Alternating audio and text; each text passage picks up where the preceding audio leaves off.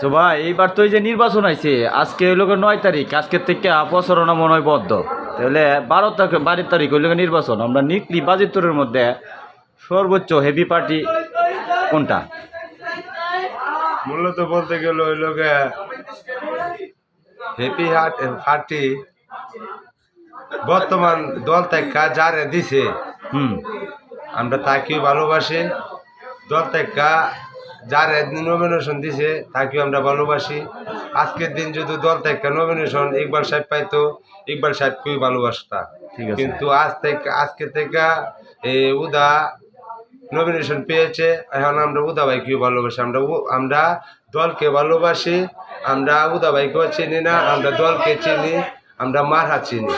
ঠিক আছে। মারহা হলো ধানের শীষ।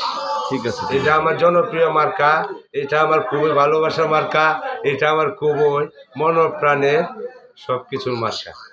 ভাইয়ের কথা অনুযায়ী বোঝা গেল যারা প্রকৃত বিএনপি তারা মার্কা মানুষ দেখে নয়, মার্কা দেখে ভোট দেয়। ভাই আমি মার্কারে ভালোবাসি, আমি ব্যক্তিকে ভালোবাসি না, আমি ব্যক্তিকে চিনি না, আমি আমার মার্কাকে চিনি।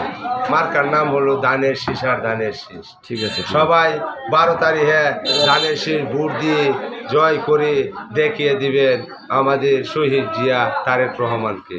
ধানের শীষ, ধানের শীষ।